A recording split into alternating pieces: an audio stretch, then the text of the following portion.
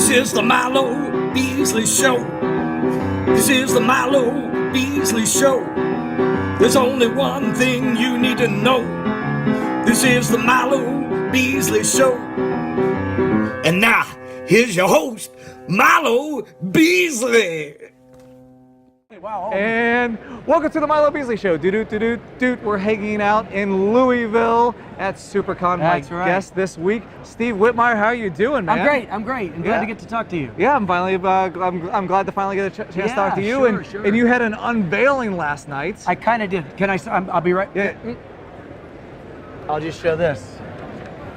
This, which you can't even see because his face is intentionally blacked out. But we tried something with a new character last night. Yes. Which is a bit of a live stream thing. Yeah. Tripped over a few technical hitches, but we kind of got it up and running. But it'll be out there eventually. We're kind of holding it back because it was the test. All right, it was the test. You went live on the SuperCon website, the SuperCon universe last night. I think so. Yeah, that's pretty much it. So tell us about this new monster, this new creation. Sure. Well, his name's Weldon. He is an internet troll. And, like I say, it was kind of a soft launch last night, and he's going to kind of troll these cons. So it should be an interesting, fun thing as we go forward. I was fortunate enough to get to work with Henry Winkler. I heard. And Brian O'Halloran. And Brian O'Halloran, who we just had as a guest, Yeah. actually.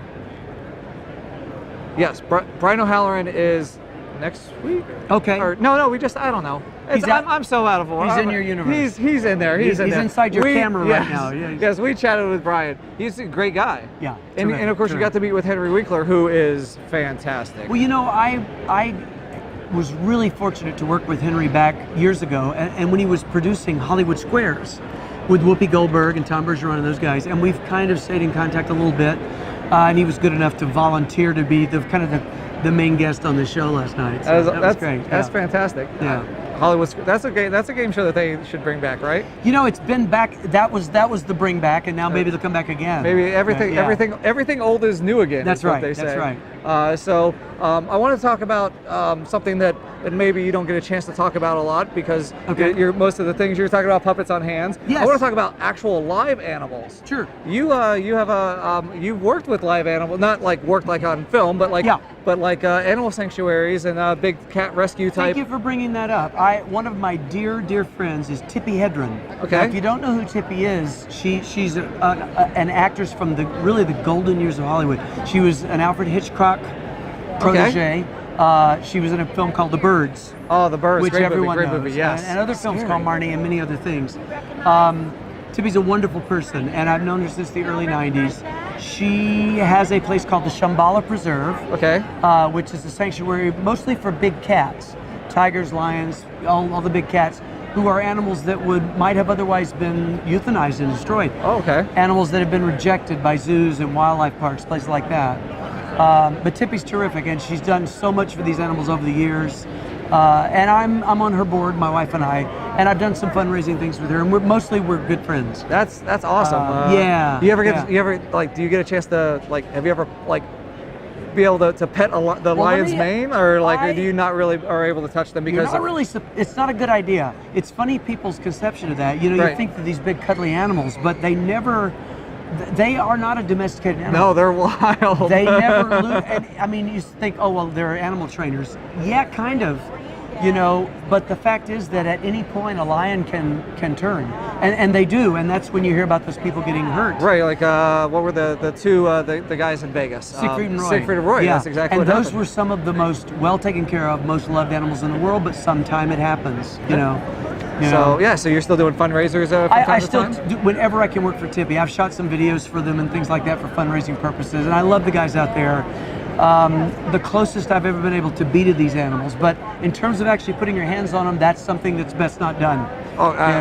Like you see some of those the videos where they raise the lion cub as and then 10 years later the lion comes up and hugs the person, and you're like, I don't know if that's how it always goes. It's a very sweet story.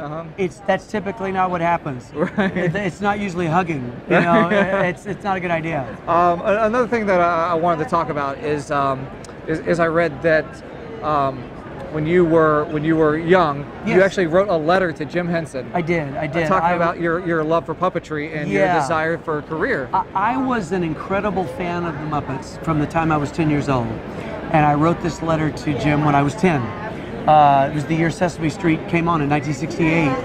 And he actually wrote back to me. I mean, I got this letter back from Jim. That's incredible. I had written to ask about, had he written any books on puppet making? It wasn't about a job, I was only 10. Yeah. And he wrote back and said, I haven't, but I encourage you to make your own puppets. He really gave me a lot of encouragement. And that letter, as much as anything, is what sort of made my decision to go into this. And then, of course, I was lucky enough later to meet Carol Spinney, who introduced me to Jim, and we moved on from there. What would you say to folks who want to get into puppetry? I mean, because I guess it's not as wide of a avenue of a venue as it is on TV and stuff as it used to be. Yeah. So what would you say to somebody who actually wants to get into that world? Well, I would encourage people to make a distinction. I say this a lot, between you want to get a job with the Muppets, which is a little bit different than you want to work with puppetry. Right. Anyone can work with puppetry. Right. It doesn't, and if you have to have a day job, that's okay. But I encourage people to get out there and try it. Try to get an inexpensive, reasonable puppet. If Muppet style is what you like, get something that lets you have the lip sync and the mouth movement. Find something that's got a couple of eyes that can really look right down the camera, can really look as though it's alive, as though it's got some thought going on, and work on that movement. And when I say movement, don't overmove it. Don't feel like it's got to move all the time because it's a puppet and it's not moving on its own. Think about its movement.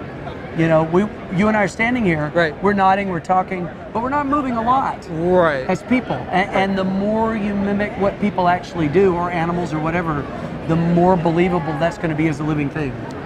That's fantastic. I never thought about like that before. Mini puppet lessons. Like most of the time, like you think puppets are, when you mimic your hand puppet, you're just like doing Everybody's this. doing this. Right, Yeah. So it's really about believing that they're alive when they're doing very, very little. Right.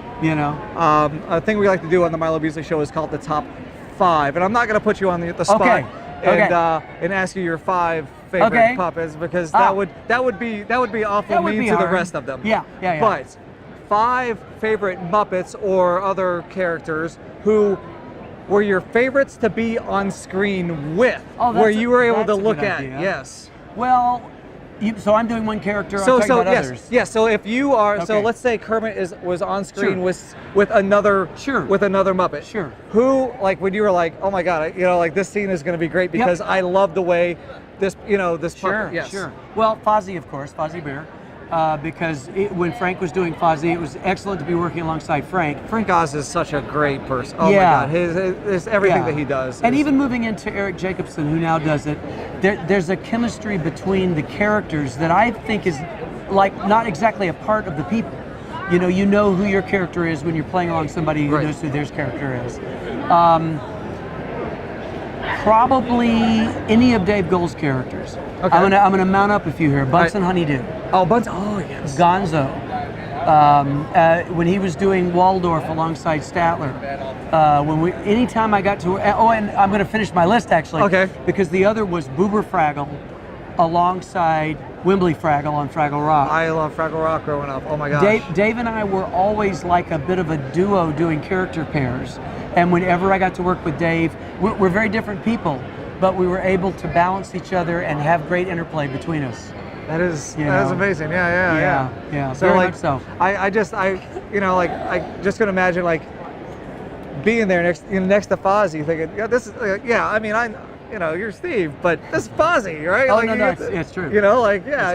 It's really interesting. As puppeteers, we never really talk to the puppets. It's a little bit weird to do that. So, we know they're tools. They're what we use to do our work with, But I can remember back in the early days of my time there, already thinking in those terms.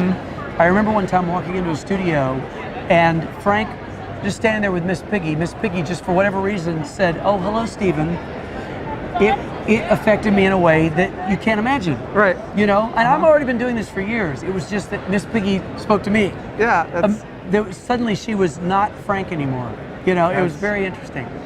So before we wrap up, where can folks find you on the social medias if they want to follow you or learn all about Walden? I am an incredibly lazy social media person, but I'm getting into the swing of it. All right. But right now, the best place to follow me is on Instagram. Okay, great. Steve_Whitmire. Awesome. Simple. Perfect. And I'm going to try to keep people, interested, or not interested. I hope they will be interested, informed about Weldon and other things coming up in the future. Cool. Awesome. If you haven't followed me already, do so, please. I will. The Wrestling Bum. I look really forward to watching this stuff with Brian and Henry and all the stuff Weldon does in the future. Thank you. Because I've heard the premise. It's fantastic. I'm super excited, and maybe we can work together in the future. Well, we're doing it right now. All right. We just have to do it again. All right. Thank you so much, Steve. Yes, thank you. And see you guys next week. Okay. I knew that it was a lot of fun making that. That was Michael Rooker. I think it was very fun making that.